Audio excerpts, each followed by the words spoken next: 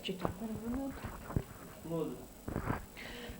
Tātad tuvojas 1. aprīlis un ir jāiesniedz ienākuma deklarācijas, tāpēc atgādināsim vēlreiz, kādām kategorijām, kādiem cilvēkiem tad tas ir jāizdara. Jā, likums par iedzīvotāju ienākumu nodokli paredz, ka visām fiziskām personām un arī juridiskām personām, kas ir pieteikušies kā iedzīvotāju ienākumu nodokļa maksātāji līdz 1. aprīlim, jāiesniedz deklarācija. Šogad deklarācija sadalās 3 veidos. Tas ir deklarācija paziņojums, saīsinātā deklarācija un deklarācija, jeb paplašinātā deklarācija ar vairākiem pielikumiem. Deklarāciju paziņojumu sniedz tās fiziskās personas, kuriem gada ienākums nepārsniedz 270 latus gadā. Saīsinātās deklarācijas iesniedz fiziskās personas, kurām gada ienākums nepārsniedz 3600 latus gadā.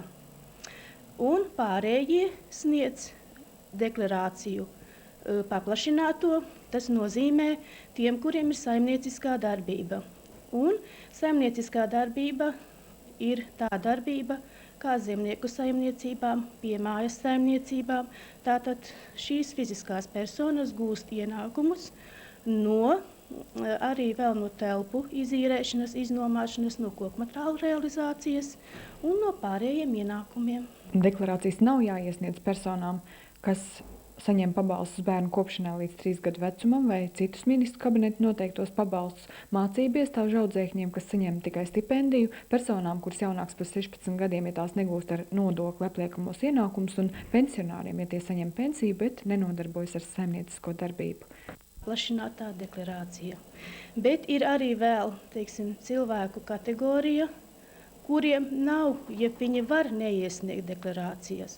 Un tas būtu pensionāri, kas tikai saņem pensiju, kas ir paredzēts likumā par valsts pensijām.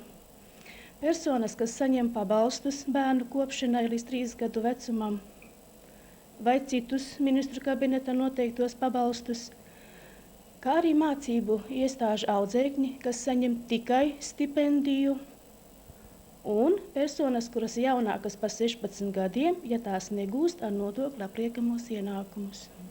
Sakiet, kā klājas Madonas rajonā ar šīm deklarācijām? Madonas rajonā vidēji ir iesnieguši tikai 30% deklarācijas. Pamatā vairāk sniedz saīsinātās, jeb deklarāciju paziņojumu, bet paplašinātās deklarācijas ļoti maz sniedz. Varbūt nav tik liela saimnieciskā darbība kā citos rajonos. Tagad statistika par juridiskajām personām. Aicināt uz sevi šo 1. aprīli, vai tomēr būs kāda soda sankcijas? Likums paredz arī soda sankcijas. Ja netiek iesniegta saulaicīga deklarācija līdz 1. aprīlim, tas ir likums par iedzīvotāju ienākumu nodokli 32. pants, paredz par deklarācijas saulaicīgu neiesniegšanu, no maksātāja tiek piedzīta soda nauda 3% apmērā no gada apliekamā ienākuma. Vai nav informācija, ka šis datums termiņš tiks pagarināts? Šobrīd nav. Tātad faktiski jūs aicināt būt disciplinētiem? Jā, un tātad ir palikusi vēl viena nedēļa. Nekavējieties, lai nebūtu lieki sarežģījumi ne jums, ne arī mums, lai nav jāpiemēro soda nauda.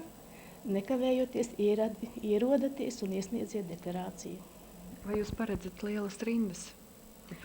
Šobrīd rindas tiešām veidojas, jo laikam tuvojas tas 1. aprīlis un cilvēki saprot, ka ir jāiesniedz šīs deklarācijas. Es ceru, ka mēs ar šīm rindām tiksim ļoti ātri galā, pieņemsim ļoti veicīgi, jo mēs esam 5-6 inspektori, kas pamatā strādājām nepārtraukti ar deklarāciju pieņemšanu un pieņemam arī pēc darba, tātad līdz 19. un arī sestdienās strādājām no 9 līdz 13. Sakiet, cilvēki varbūt arī pavirši vai neuzmanīgi un aprēķinot šos 8. 9. punktu, ja vienkārši nepieskaitīt visas tās summas, nepieskaitīt visus tos nodokļus un kur viņi saņem šo algu, ja? Varbūt izlaižot kādu darba vietu vai kādu. Ko jūs sakat tādā gadījumā? Vai tas ir jūsu darbs, vai faktiski to deklarāciju var uzskatīt par nepilnīgu, par var uzskatīt par neesošu? Nē, deklarācija būs iesniegta, varbūt daļēji nepilnīga, bet šādos gadījumos mēs nekādus soda mērus nepiemērosim, jo fiziskā persona ir iesniegusi deklarāciju. Jo iesniedzot deklarāciju, mēs arī šobrīd redzam, priekš tam mums ir kompjūters, mēs uzreiz pārbaudām visas darba vietas, kur cilvēks ir strādājis, un ja viņam tiešām nav šī paziņojuma par algas nodokli līdz, priekš tam, ja mums ir kompjūteri, mēs visu uzreiz redzam. Un cilvēkam izlabojam to, ko viņš ir nepareizi ierakstījis. Paldies. Deklarācija. Es domāju, ka varbūt tās viņi paši jau taču ir jau vairākas reizes rādīts, jo 3 forma deklarācija.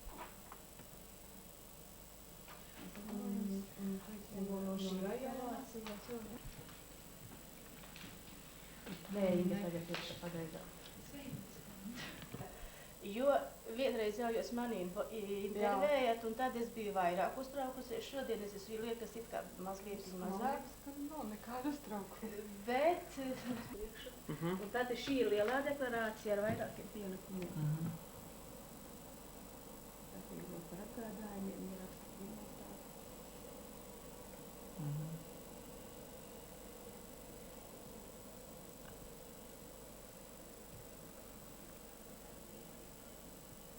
Ja varētu stāstīt. Vispār šo jau vajadzēja, ka tikko sākās tās deklarācijas, bet tad es pati jau aizbraucu prom uz Rīgu un tad... 16. reāli, ja? Reālais ir nezinu. Šodien 21. jā? Jā, 21. šodien. Nu, trešā. 12. Nē, man ir trešā grupas, jau. Nu, raksta. Trešā grupa. Trešā grupa. Un pensionārs.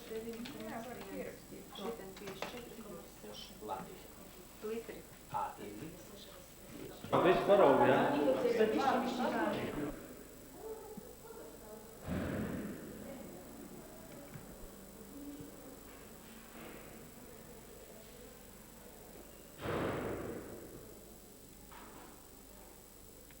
Šeit ir grāmatamas.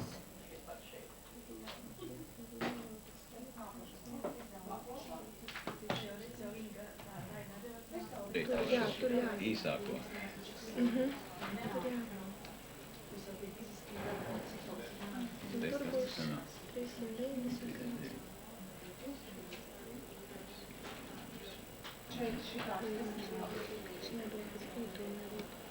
Tas uz leju arī šeit.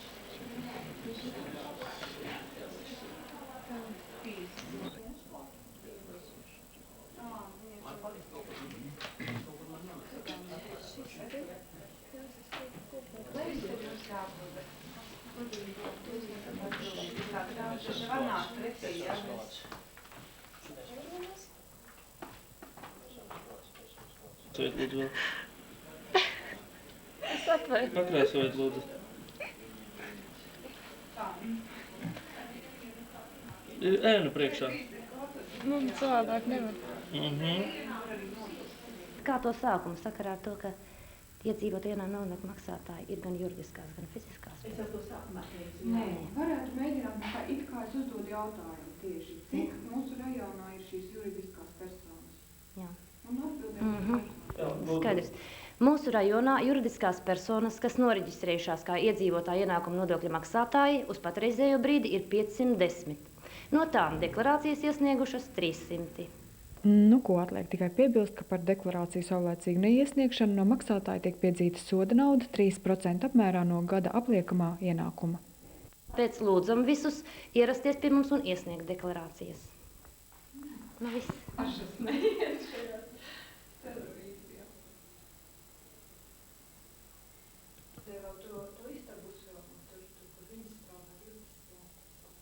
Jā, mēs to varam aiziet. Ir momenti, kur ir apmeklētāji ar bērniem un visādi. Ieņēmumi izdevumi pa lauksaimniecību. Jā. Skaidrs. Kāds parāds? Tēma jau nav tik skaista kā šī diena, bet sakiet, vai jūs zinat ienākuma deklarācijas, līdz kuram jāiet? Līdz 1. aprīlim. Vai jūs jau to izdarījāt? Vēl neesmu izdarījusi. Kāds ir jūsu viedoklis? Nu, mans viedoklis ir tāds, ka vispār viņas ir vajadzīgas iesniegt. Ja vai nu viņām būs, vai viņas visas tiek pārbaudītas, es tiešām nevaru apgalvot. Bet es domāju, ka viņas ir vajadzīgas. Jūs esat gatavi to izdarīt? Jā, jo man ienākumi ļoti minimāli. Pat cik es lielāko daļu iepriekšējā gadā bijusi bezdarbniece. Ar ko mēs runājam? Tā esmu Selga Melniece, tepat Madoniete. Paldies! Lūdzu. Esat iesniedzis ienākumu deklarāciju.